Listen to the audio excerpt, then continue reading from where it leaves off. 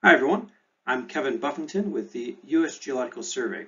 I want to now acknowledge my co-author Karen Thorne, and thanks for the opportunity to present our work on how tidal marshes may respond to sea level rise and different frequencies of lagoon closure. Karen and I have been developing models of marsh evolution to assess sea level rise vulnerability for a number of years now, but this is our first attempt at assessing how marshes in intermittent estuaries might respond to sea level rise. Our objective with this study was to develop an approach to model wetland elevation in intermittent estuaries under sea level rise scenarios. We sought to address these specific questions. What are the important factors that influence marsh elevations in these lagoons? Are these factors different than in open estuaries? And how does closure frequency influence wetland elevations and vulnerability to sea level rise? Now, the results I'll be showing were recently published in Estuarine, Coastal, and Shelf Science with Scott Jones and John Legier. Before we started model development, we examined LiDAR elevation data across tidal wetlands in 22 estuaries along the Californian coast. We classified 8 estuaries as always open and 14 as intermittent. We found that mean marsh elevation relative to mean sea level was significantly higher across these intermittent estuaries, on average about 1 meter higher than in the estuaries that were always open. The tide range along the coast here is about 1.6 meters, so these marshes are in intermittent lagoons are well above the tidal maximum. So this result indicated that some aspect of the intermittent nature of these estuaries was responsible for creating these perched marshes above the tide frame.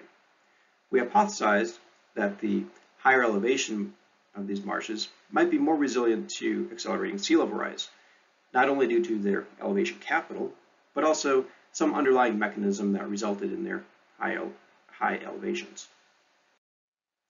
Based on the elevation analysis, we developed this conceptual model. When the lagoon mouth closes due to high energy waves, water levels within the lagoon can increase, flooding the marsh and allowing sediment deposition to occur. Now, unfortunately, marsh accretion rate data in intermittent estuaries across California are really rare. We just don't have the data.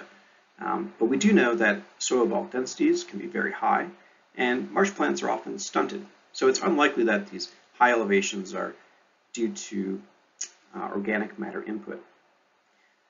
Without the extra flooding due to mouth closure, there's really no mechanism for the sediment to be deposited so high in the tide frame. We used a modified version of the warmer modeling framework to explore how various factors related to sediment deposition might explain the high elevation platforms that we observed. Warmer is a soil cohort model for tidal wetlands, and it captures the dominant above and below ground processes responsible for marsh accretion, including plant production, sediment deposition, root growth, decomposition, and compaction.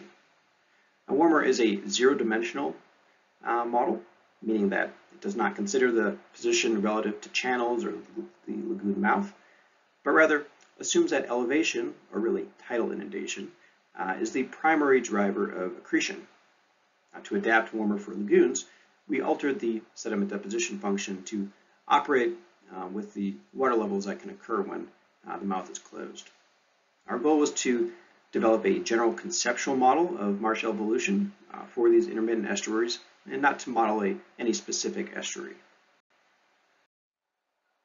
In addition to the usual assumptions of warmer, we also assumed that if a mouth closes in a given year, it stays closed for 6 months, restricting tidal inundation.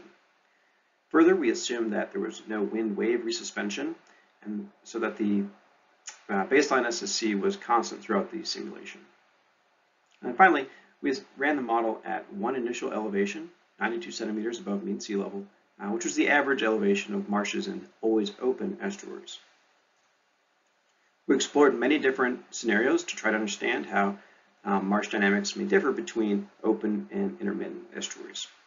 We ran a range of linear sea level rise scenarios up to 15 millimeters a year, 2 baseline SSC scenarios, 3 annual closure probability scenarios, and we also explored a range of sediment pulse scenarios. So here we presume that a rainfall event is required to breach the berm and also delivers a pulse of sediment to the estuary. Finally, we tested a range of marsh flooding durations during closure from 3 to 24 days before the mouth reopens.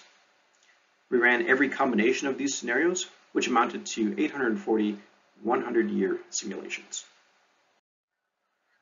So here's the result of those model runs with relative accretion rate on the y-axis and each model scenario on the x-axis.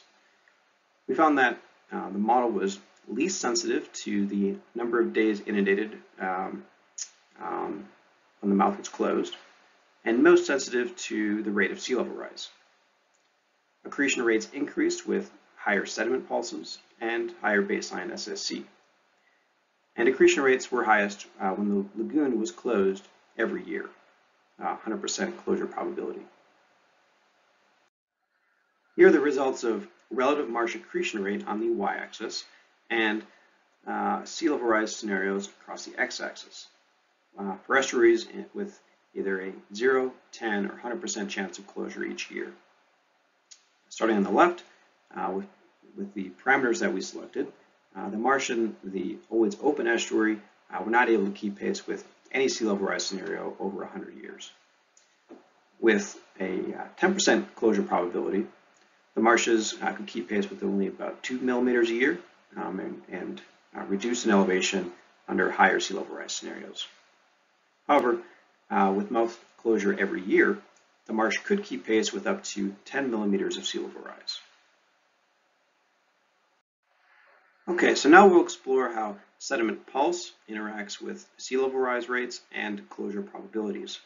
In these figures, sea level rise is on the x-axis, sediment pulse is on the y, and the color denotes net change in elevation over 100 years, with cool colors not keeping pace with sea level and warm colors outpacing sea level rise. So when the lagoon is always open, on the far left figure, no scenarios had a net positive accretion rate. When closure occurred 10% of the years and had fairly large sediment pulses, the marsh could sustain about 3 millimeters a year of sea level rise. With closure every year and at least a small sediment pulse, accretion outpaced sea level rise. With a large sediment pulse of at least 750 milligrams a liter, the marsh could outpace the 15 millimeter a year sea level rise scenario. Finally, we compared model results across sediment-starved estuaries, a sediment-rich estuary with no sediment pulse, and a sediment-rich estuary with a 500 milligram per liter pulse, and across a range of linear sea level rise scenarios. In these figures, the year of the simulation is on the x-axis, the y-axis is the elevation difference from the initial elevation, and the line colors denote the annual closure probability.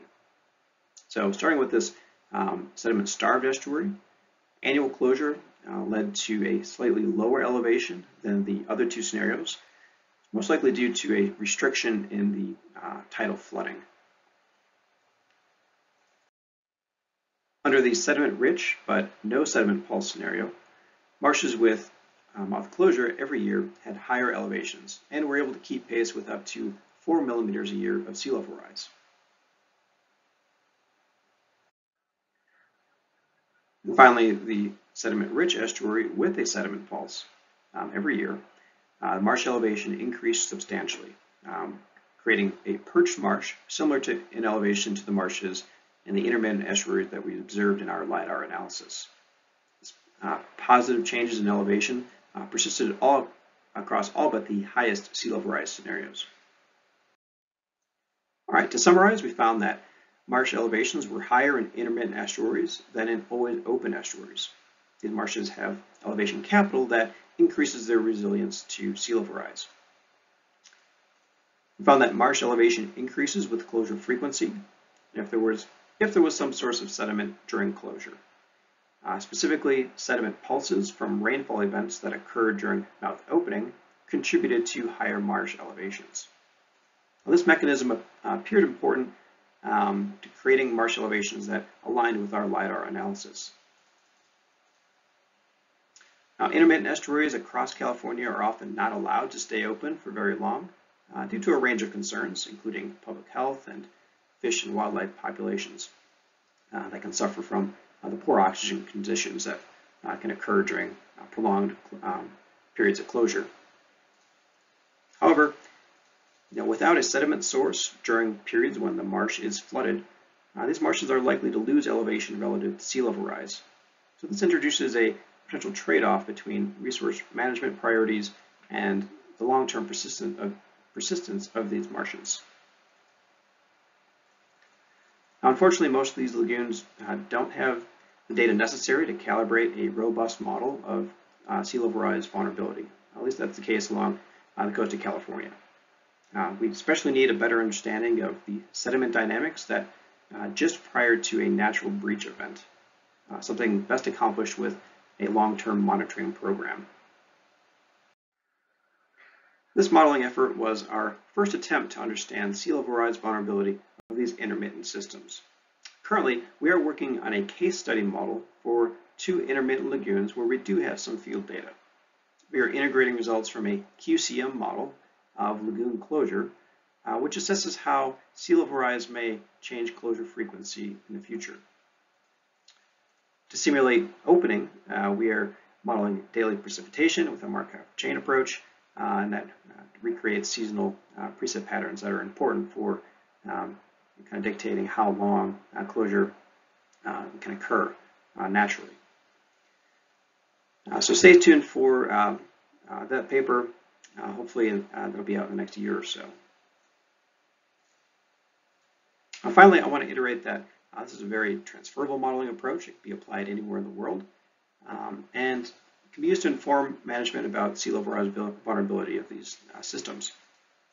WARMR is relatively quick to run, especially compared to hydrodynamic models, making it possible to compare many different management, sediment, and sea level rise scenarios. Thanks so much for your attention, and I'd be happy to answer any questions.